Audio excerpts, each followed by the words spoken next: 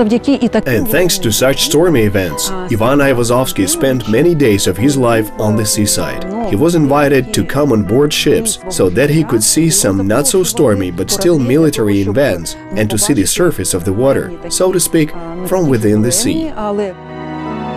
And even when he became a very famous court artist, he was certainly given an offer to teach at the Academy of Arts in St. Petersburg, but he could not imagine his existence without the sea. It was his element, it was his homeland, Chimeria, Tavrida, without which he could not imagine his life and creativity.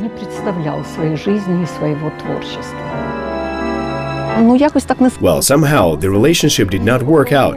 Gradually it chilled, and over time the couple separated and in the end broke up.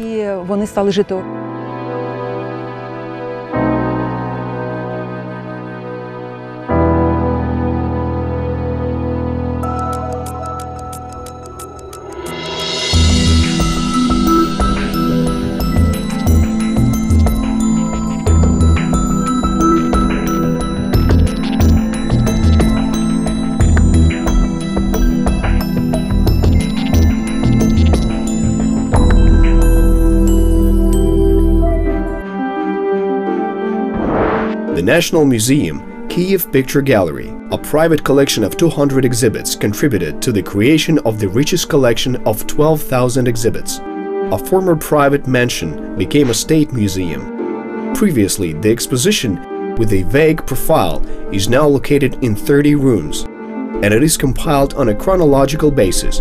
But not only can the exhibits be considered true works of art, but also the building in which they are exhibited. The story of this building is no less interesting than the destiny of the paintings exhibited inside it.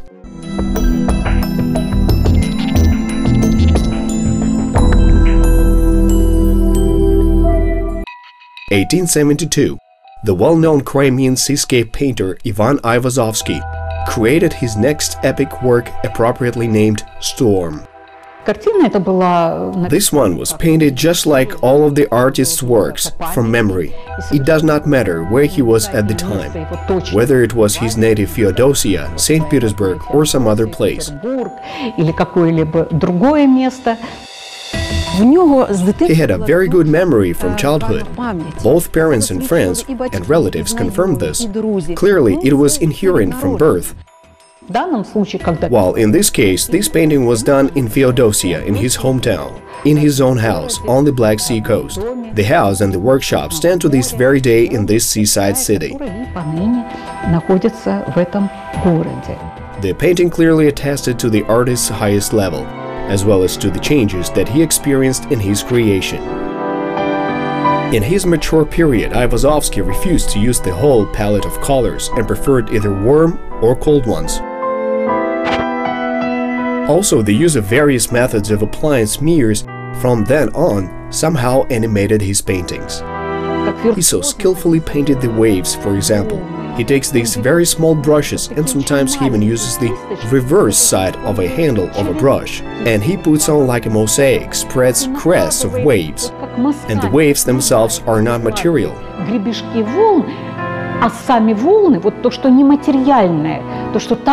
Only Aivazovsky could depict in different ways. There are wet clouds, a stormy sky, and the sea. There are things you cannot touch. Only a very talented painter can express this. As for the methods of working on the canvas, then in fact the artist painted a glazing. These are very thin layers of paint that are applied one on top of the other and create such transparency on the canvas. And thanks to such thin layers of glaze, Aivazovsky's paintings have been preserved up to this day in an ideal condition. They have not cracked, and so-called craquelures never appeared on the canvas. These clouds are so tightly painted that they go somewhere towards the upper corner of the painting, and the waves look practically transparent. Although it is an oil paint, brushes such a thin layer of it on the canvas that even the granular texture looks transparent.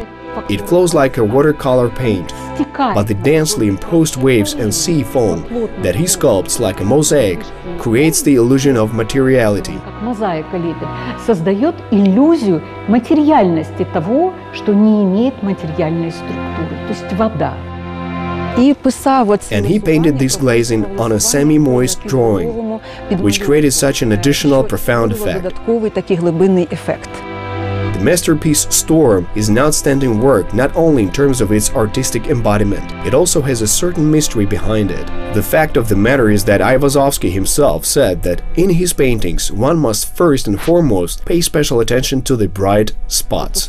That is, it can be the sun or it can be the moon. All one must do is peer into this bright spot, and then, with a lateral vision, all the mystery and all the beauty of nature that is depicted in the painting will become clearly visible. This work also meets the general principles of the artist's work.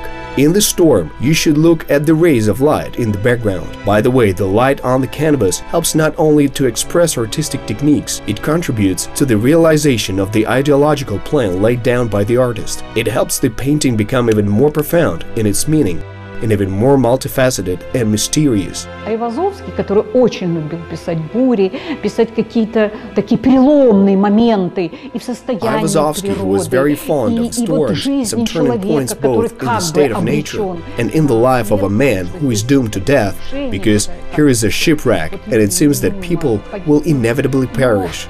But it was an artist who loved people and life very much. And something in his paintings always shows that a man will win, that life will win. Вот человек победит, что победит жизнь. In his paintings of the struggle of man against chaos, Aivazovsky always gave up hope for the victory of man, the victory of the strength of the spirit, before which even raging nature bows down. What does this picture say about this and any work? There's an emotional center. This is light in this case, a powerful light source. These stormy clouds are moving away. The storm and a ray of light is breaking through a ray of sun, which we cannot see yet. We see only this light source, which illuminates the first plan of the painting. And we see that, in fact, the land is not far away and the people will be saved. И люди, которые спасаются, будут спасены. In the 1870s, a transition from Romanticism to Realism took place in the artistic world. Many Russian artists, as well as painters with a world-renowned name, went along a new track. It was a period of artists that reflected the social changes in society in their works. But the Ukrainian Aivazovsky, who was in love with the sea since childhood, remained faithful to his favorite style of Romanticism in his works. He retained his mood for romantic emotionality in his works, and at the same time he started to look for some realistic notes in his works. He became more attentive to nature and to the images of people, and precisely this was the sign of certain change in his thoughts and his style. Some changes occurred not only in the creative but also in the romantic life of the artist. In the spring of 1877, he finally received permission to divorce Yulia Grevs. He immediately took advantage of this opportunity, and 3 years later Aivazovsky opened an exhibition hall in his beloved house in Feodosia. It exhibited recently completed paintings, as well as those that should not have left Feodosia. This year was officially considered the year of the creation of the Feodosia Picture Gallery, which the artist bequeathed to his hometown. This is a very important event, to which we will return at the end of the program. And in 1882, the ray of sun in the life of Ivan Aivazovsky played with all its colors. Once at a funeral, the 65-year-old artist met 25-year-old Anna Bunazyan. The feelings that flared between the two were so pure and strong that in the same year they got married.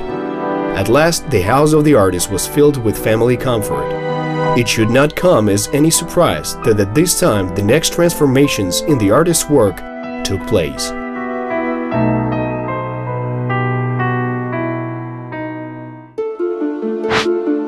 The 1880 to 1890s was the final period in the artist's work, but here he created some very interesting works.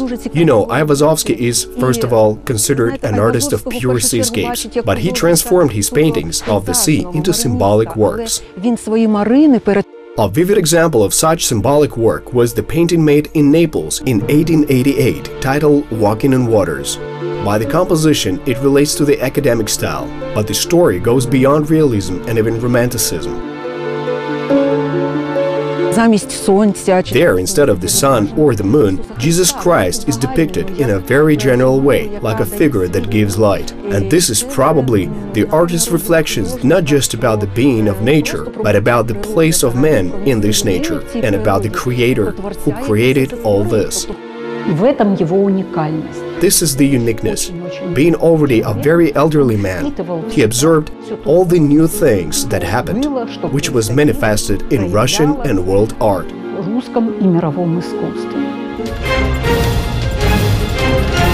It is noteworthy that with the change of techniques, the color palette, only one thing did not change: the style of painting. Just like before, the artist made only a small outline of the future painting of nature and finished the painting in the studio. And Ilya Ostroukhov recalled the small sketches made when they were on the French Riviera.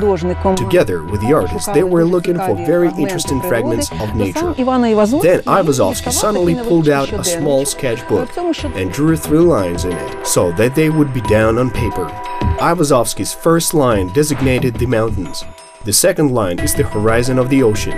The third line depicted the coastline. After Aivazovsky made these sketches, he asked Ostroukhov out of sheer curiosity, from which side of the earth does the sun rise? And Ilya Ostroukhov said, here, from right to left. And the artist answered, tomorrow you will have already worked. And indeed, in the workshop, the artist created the beautiful landscape of Biarritz. The artist did not finish his last painting, the explosion of the Turkish ship.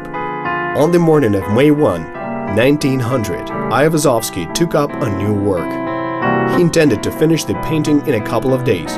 In the evening, he went to bed, and the next morning, he did not wake up. He unfortunately died of a brain hemorrhage in his sleep. So the representative of the Russian school of painting, the great Armenian and Ukrainian Ivan Aivazovsky, passed away leaving a myriad of fabulous paintings from his highly respectable career.